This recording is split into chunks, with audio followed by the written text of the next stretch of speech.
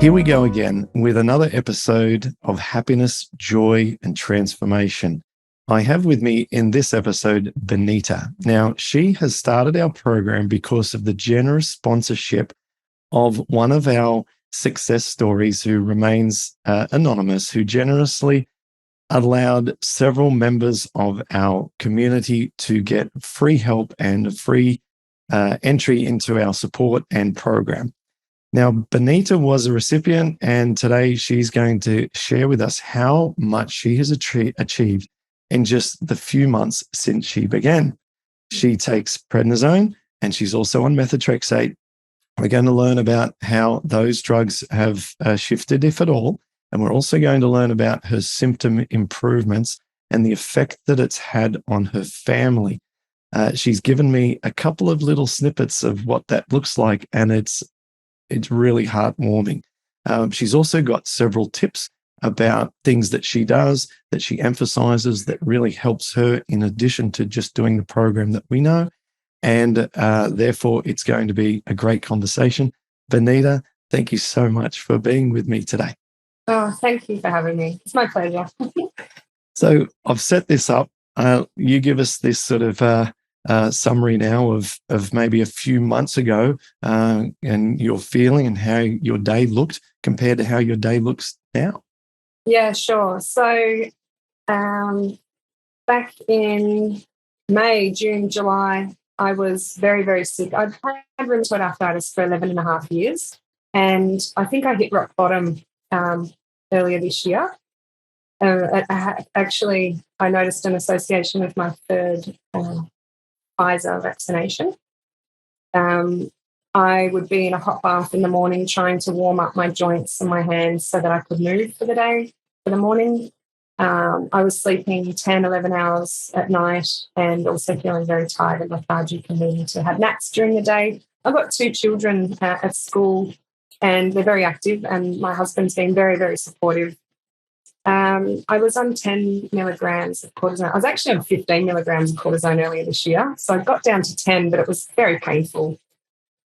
So I'd actually come across your program years ago, 3 years ago. My auntie put it in front of me, and I was on the fence for quite a while about it. I wasn't quite ready for it, maybe. I don't know. I wish I'd started it earlier.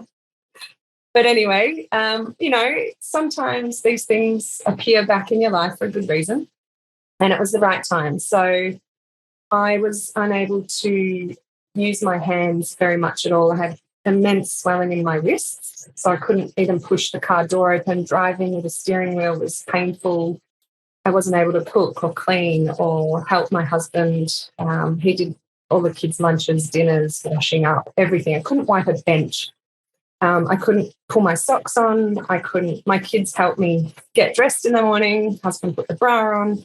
It was really difficult being cared for. I'm a very active, outgoing person normally. So I think when this presented again, I think I saw an advert again for the Paddison Program. I remembered and I had a look and I watched some other people's testimonies and I was right. Yep, this is it. I'm going to do this. I can do this. There can't be anything worse than how I feel now. It's good. Whatever diet, it doesn't matter. Like it's it can't be as bad as how I'm feeling. So I jumped into it. I talked to my rheumatologist and he'd been trying to get me on methotrexate again. So I had trialed it a few years ago with the injections and I found that quite traumatic actually. And I didn't find it work very well and I felt like I was sick a lot of the time. But this time I was focusing back then on all of the side effects when I was on it. Whereas this time I was like, I'm going to focus on all of the people out there, all the good stories, all the success stories, and all the people that methotrexate's helped. So I took a different angle on it and I took the tablets because I also learned that it doesn't upset your tummy like the prednisone does. And I needed to get on the methotrexate to be able to taper off the cortisone, which is really what's ruined my gut over 10 years on and off of taking it. So the healing journey began and it didn't take long. It took me 3 days. I did the water fasting and some salads and juices in the first day, 2 days. And I was very, very nervous about the caffeine headache because that's been migraine like for the last few times I've tried to quit caffeine, and it was nothing. It was a few hours in the afternoon of a light headache. And I think I put that down to, or I associate that with the being water fasting and not having oils or other things in my diet.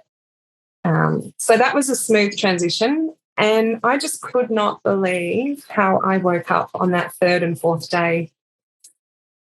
Alert, I'd had 7 hours or 8 hours sleep. I was instantly sharp when I woke up in the morning. I had energy, my joints, the inflammation had reduced three quarters.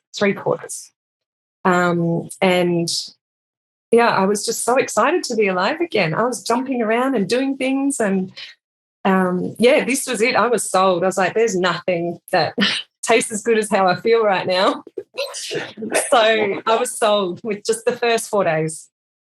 Yeah, absolutely.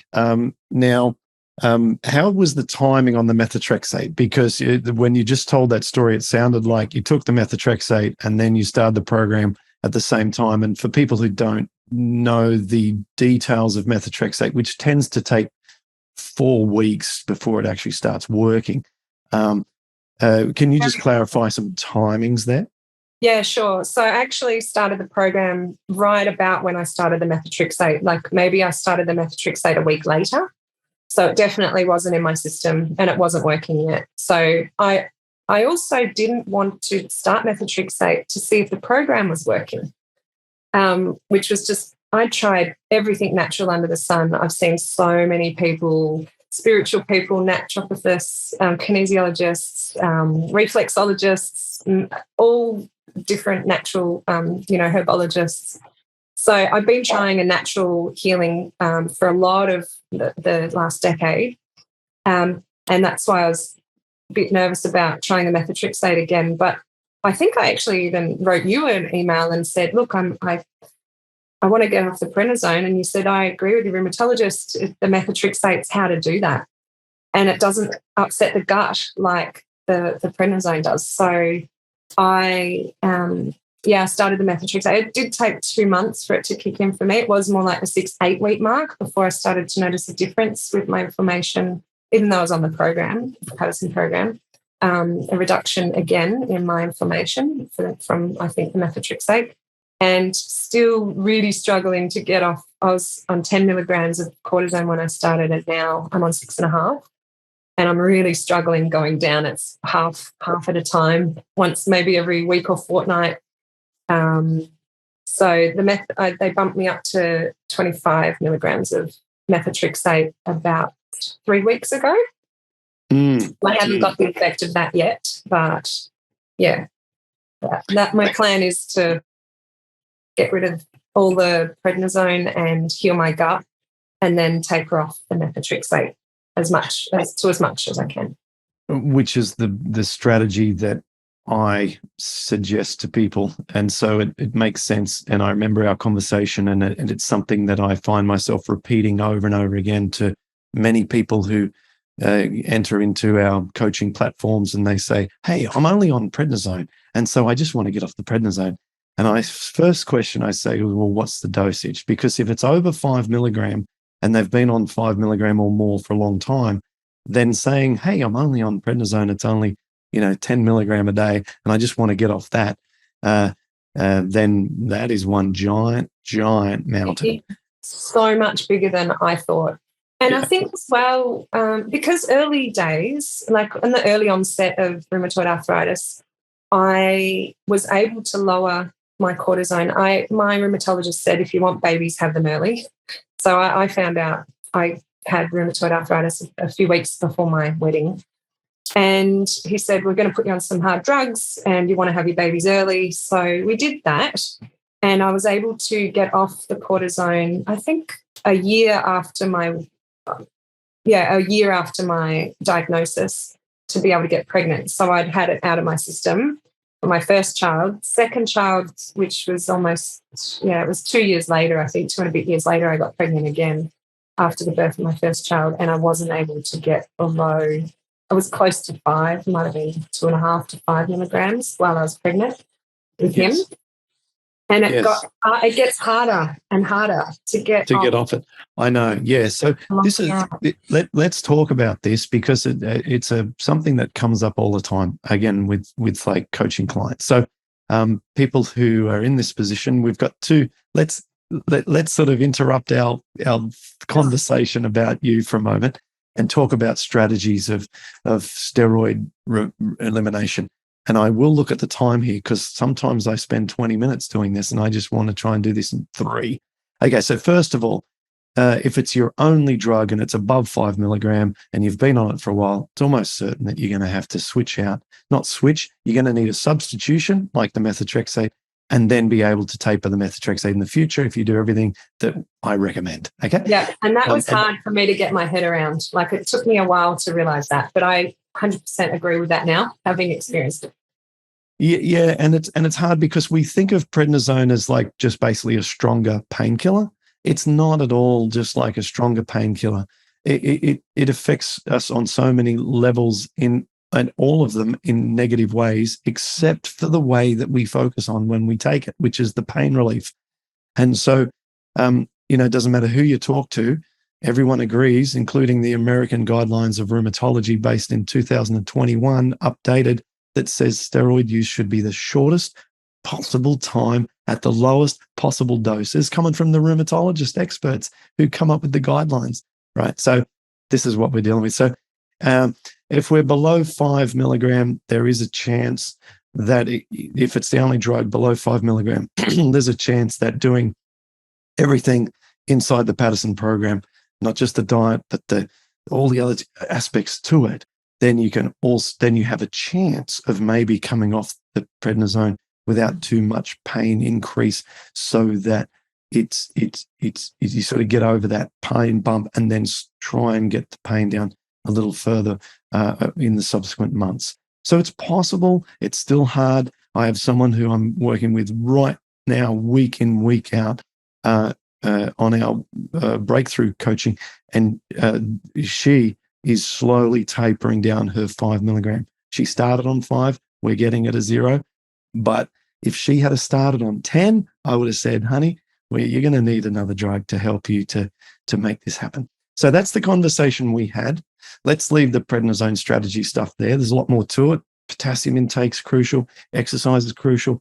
There are some other tips and tricks, but generally, that's the first decision point is, will I need another disease-modifying drug to help me do this, or can I get away with not doing it? And when you're above 5, which you were, we come up with that strategy, which you adopted. So good.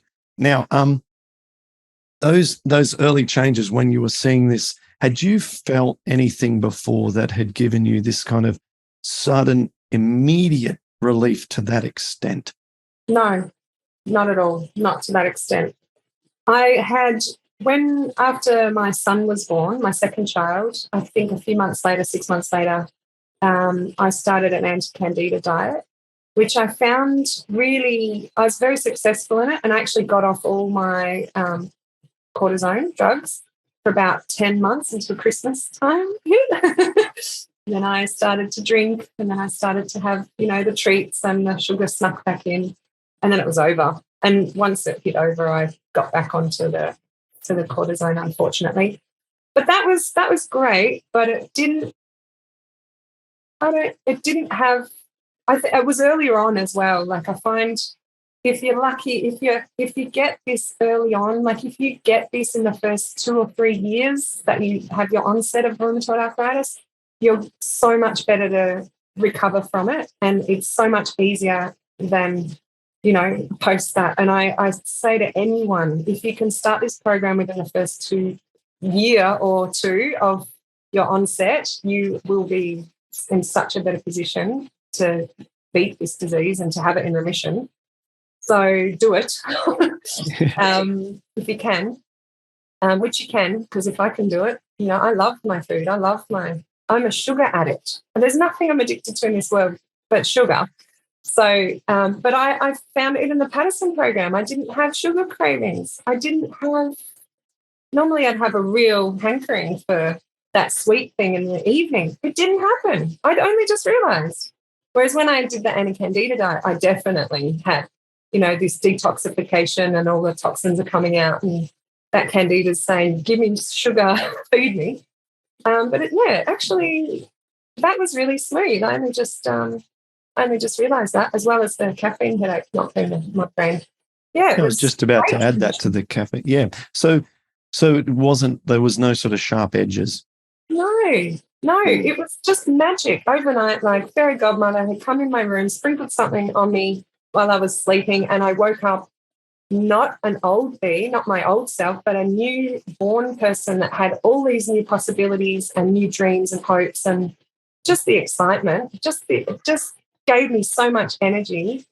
So much so that I actually, I've been temping in work for years. For 3 years, I've been in temp jobs because I hadn't wanted or been able to commit to an organisation because I felt my health wasn't good enough and I didn't want to let them down. And a month ago, I started a new job. I've got a new job in town, and it's amazing. I feel so excited that I'm not just mentally able to do this. I have the energy. Physically, I can work. I feel like a healthy employee, and I'm not going to let them down with my sick days or anything like that. So that was an added bonus. I didn't expect that to come out of it. There's been so many little golden things out of it. Something you mentioned before we hit record is the impact it's had on your family, but we didn't elaborate. Can you tell me, what's been the impact on your husband? Yeah. So my husband's very supportive and loves me no matter what. He married me knowing I had rheumatoid arthritis a week before our wedding. Still married me.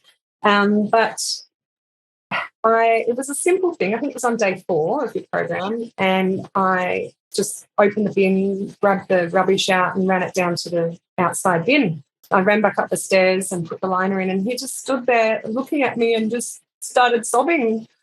And he was so happy that I was back and that I was doing things that, not just that I could do, but things that I weren't even my job, because I had the energy to help out more than what I used to help with. And I think it all came crashing down to him, and he realised what the weight he was caring for me. Having someone care for you hits you pretty hard. Like when you're in that state and you're dependent on others, it got me down mentally quite a bit as well. I got depressed. And him just seeing me back with my happiness, my energy, and being able to help out around the house again, and it didn't all fall on him. He was just so touched and so supportive, so happy that I was able to do this program. So, it really impacts it. And the kids, I'm playing with them again. I can get down on my hands and knees, and play Lego with my little son, and he is ecstatic. He came up with games when I was unwell that I could play on my bed, like, let's play Sleeping Kittens, and you just lie there, mum, and be the mummy cat, because that's all I could do. So he had all these little games around me being in bed.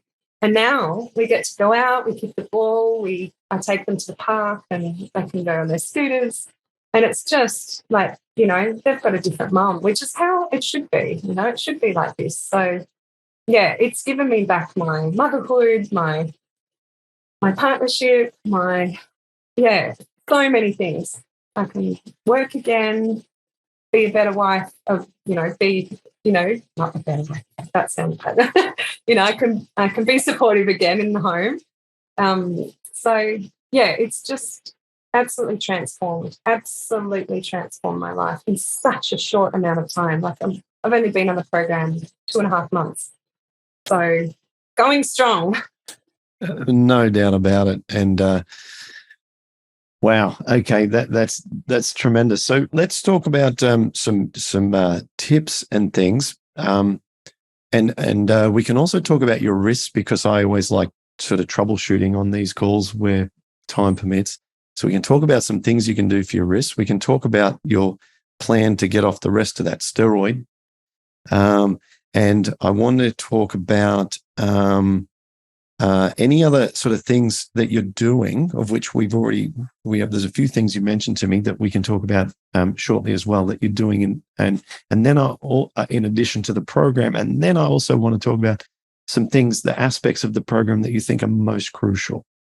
So why don't we first of all just troubleshoot your wrist for a little bit? So you've had wrist pain for, would you say, most of those 11 and a half years? No, it started in my feet. It was acute in my feet. I felt like I had broken my toes. I had x-rays, all of that. It was a very sudden onset, one evening, in fact. Big night, exhibition opening for my husband, he's an artist, sell-out show, sold all the paintings, and then got home, took the high heels off, and bam. I was like, oh, no, I think I've broken my toe. It's so painful to walk on. So it was that acute.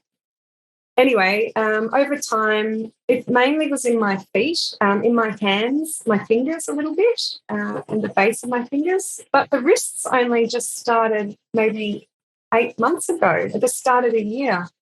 I'd started surfing. I used to live in Melbourne, and I moved up to a warmer climate in Northern Rivers. So I'm in Willumbar, and I started surfing, which I loved, and I haven't been able to do that for a year because my wrists I can't push myself up on them.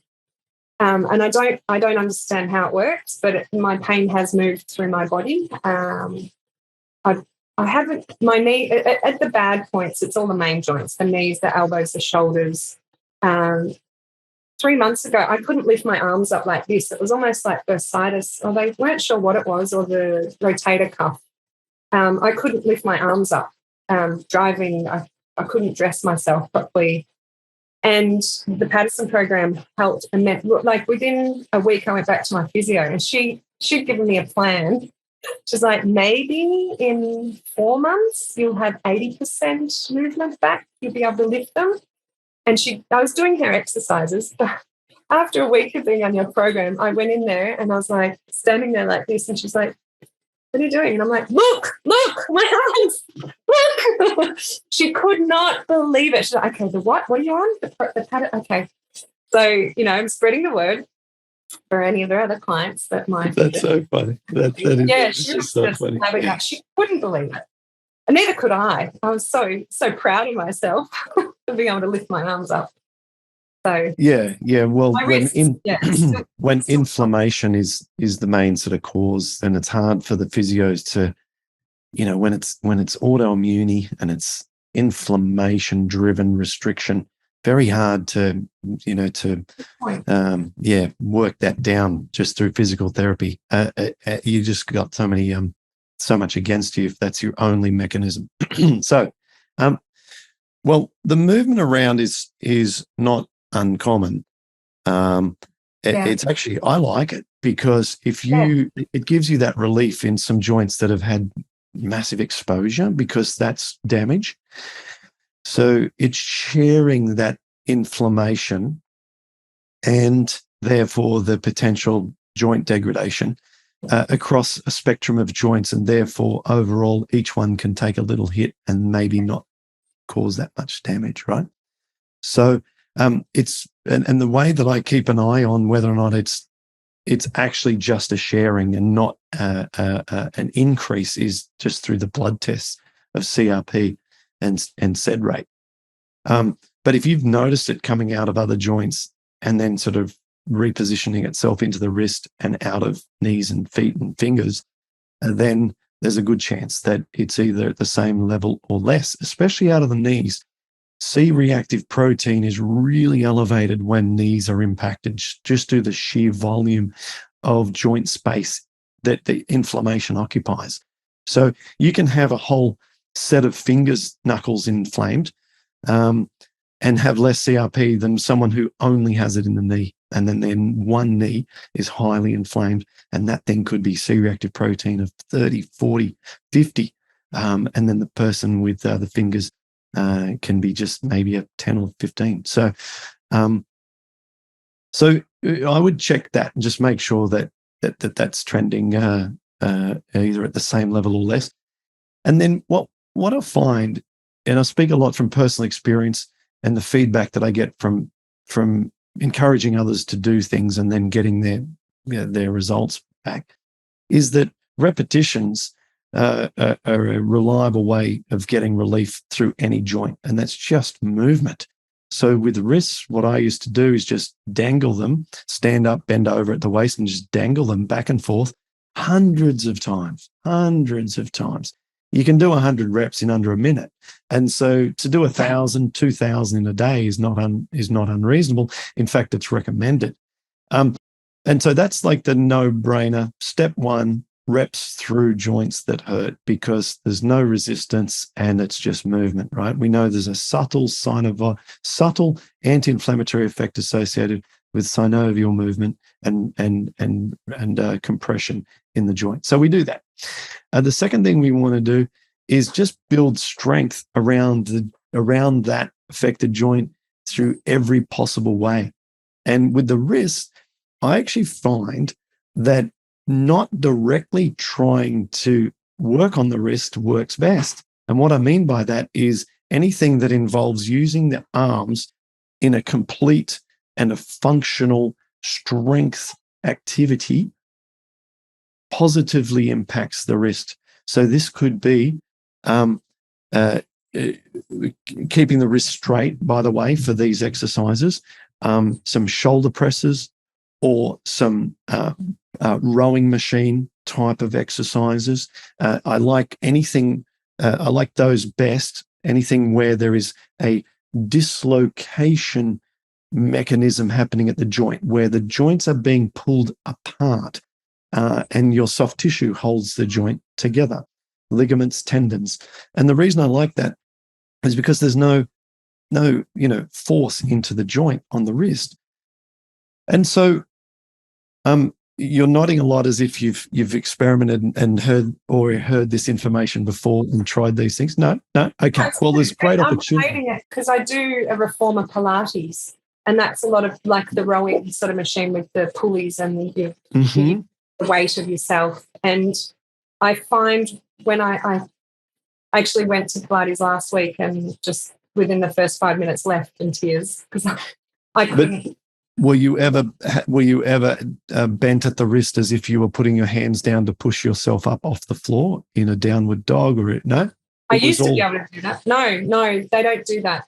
So, but what they were doing was pushing off a pole, but it was just the night before, confession, my kids had fish and chips and I had a couple of hot chips and I just woke up really inflamed. And it was great because I was like, okay, that wasn't worth it. That's like I'm not gonna eat that food. I can't eat that.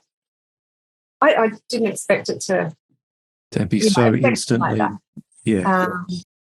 But it did. And anyway, so yeah, I left. I went to my Pilates class and was just too inflamed that day and left. Oh. And I've noticed that when I don't go, I stiffen up. My wrists get sore if I'm not doing it. So I think it is helping them, like this sort of exercises you're saying must be helping the wrists. It does make sense to me. Well, the overriding position that I take is that it's better to exercise and constantly make mistakes until you find the exercise that works for you than not exercising. And it's better to say, oh, that exercise irritated me, but have the mindset, we'll just adjust it by doing this or skip that because, look, there's 46 other machines there at the gym that you can use instead of that one. Something's going to work for you. And if none of those 46 machines at that gym work, then see that kids' play set out there that's free. Go over there and reach up and hold that bar and just hang there for a little bit. And if you can't hang there, take a little bit of weight and put a block under your feet and just relax a little bit and hold some weight through your body. And we can all find something that we can do at all levels. So the takeaway for the wrists is keep the hand straight when you are doing the exercises. Never get into a bend when you're doing the exercises. And if the hand is straight, and most of the time it's pulling away kind of stuff that you're resisting, is probably the safest point to start. I got rid of really problematic wrist pain through physical movement. So, And I think that's key too, because in the first month of your program, I was feeling, I've done really well with the diet. I'm really determined. I stick on it. I'm very strict with it. But then I wasn't doing the exercise part of it. And that for me was really hard because I hadn't exercised for a long time. But I started to feel nothing was changing. I wasn't improving anymore. And I can't remember what I listened to or watched something of yours, and it was like, you really got to do this. It was the building the house, the pillars, the blocks at the house that you did.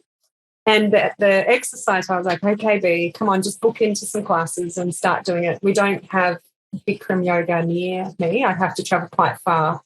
There might be hot yoga that's very similar to Bikram. I know you say don't do hot yoga, or it's the Bikram routine that's really, really good.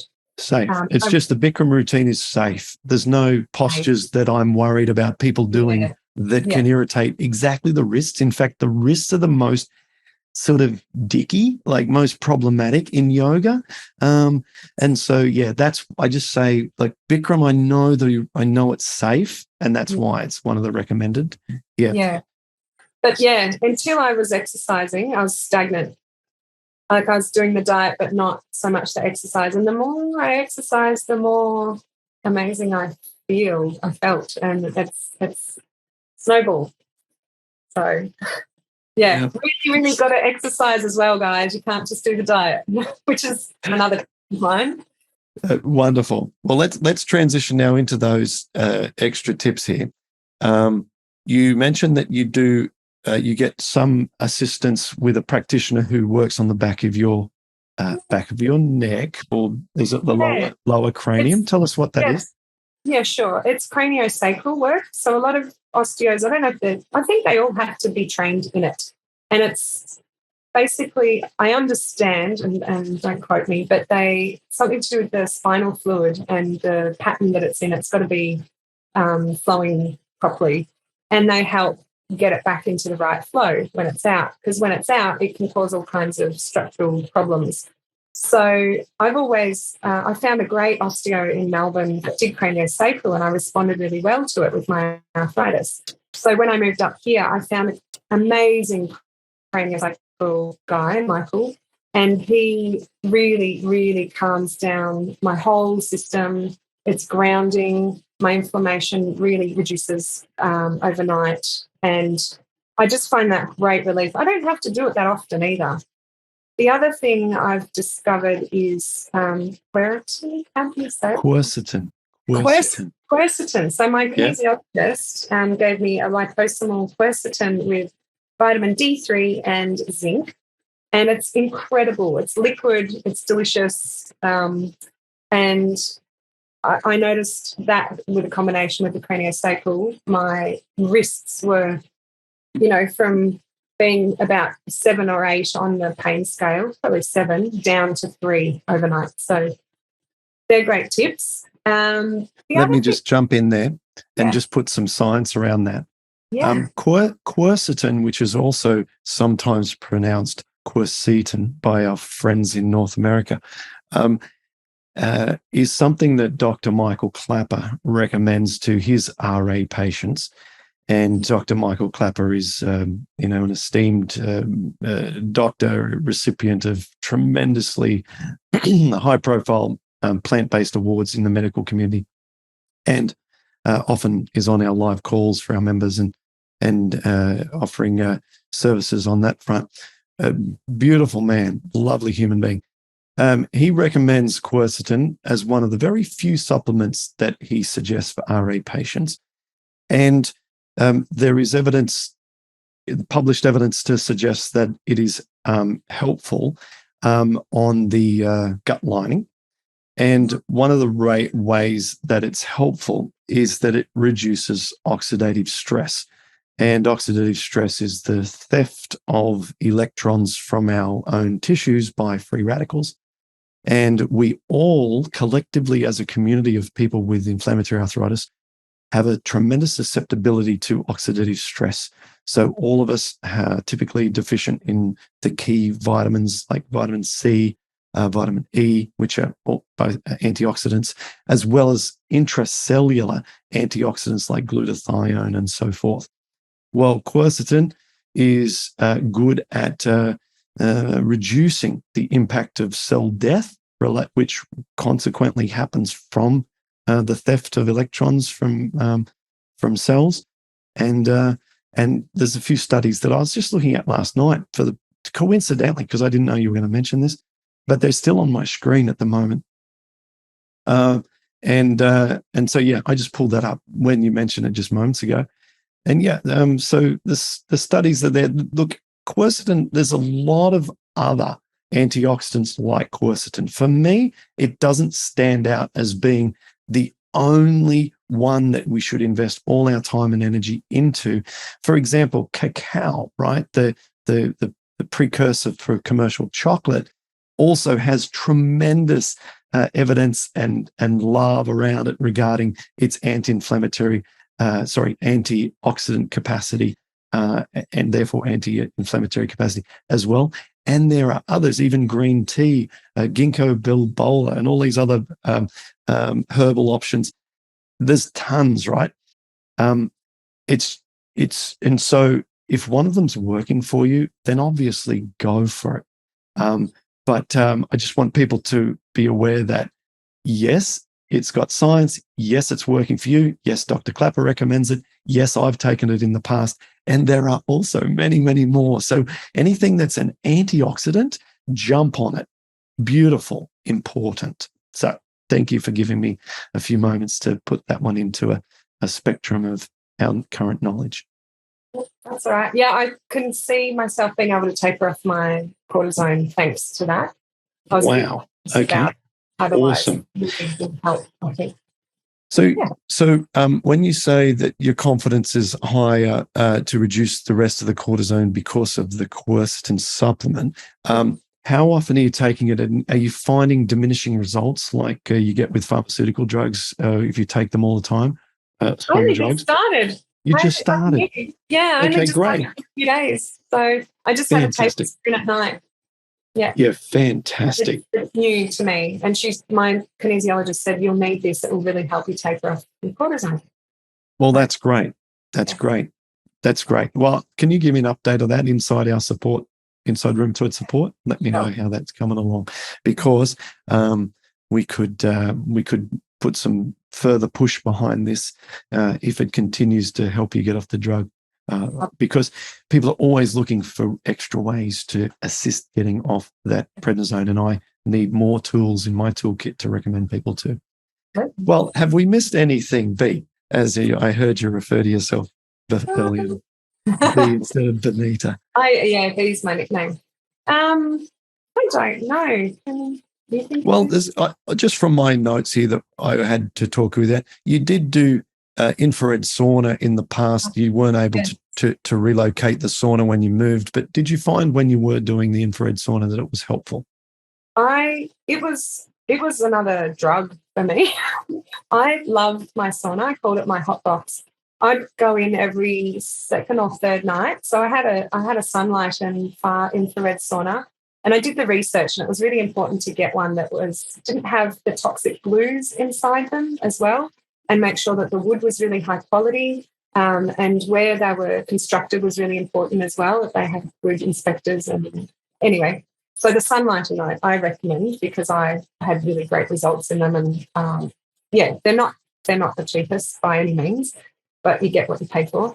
And it heats you through to the bone, like it really, and especially in Melbourne in winter, you just feel warm. That would sort of stay with you for days, and it just really helped me relax and give me my joint movement back for days. And I'd crave to get back into it, within 2 or 3 days' time. So I also always played meditation music in it. So it was also a space for me to stop, be calm, center myself, have meditation. So it was like my little healing hot box.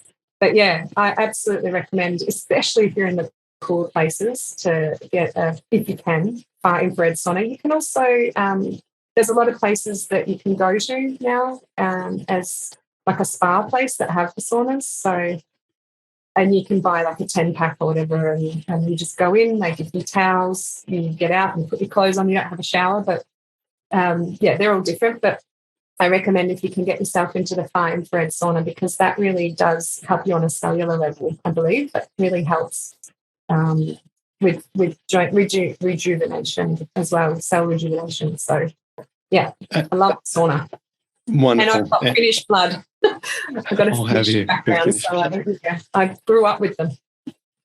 Your Sunlighten is, I think, the same as mine. I have a 2-seater and I forget the exact brand, but a 2-seater, and it's brilliant. And Sunlighten, because they know that we mention them from time to time on our podcast, are offering all of the Paddison Program community $200 off for a cabin-style sauna. So if you mention my name or this business's name, when you buy a Sunlighten product, then they'll give you that $200 discount. If they don't, then let me know, because that's an arrangement that we've made, and you should be able to pick that up in Australia, North America, including Canada, and anywhere throughout Europe. So mention Paddison Program, get yourself an infrared sauna.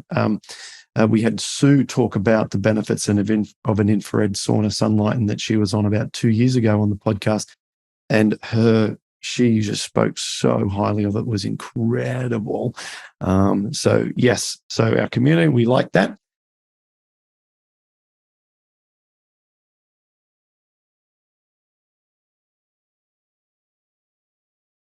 Well, this has been tremendous, B. Thank you so much for coming on this episode, even though you've only been on the program for a couple of months, just to share those massive initial wins that you got in the first few days that made your husband cry, that made you bouncing up and down and running around, taking out the garbage, which you haven't done for so long, and just all of these wonderful early wins.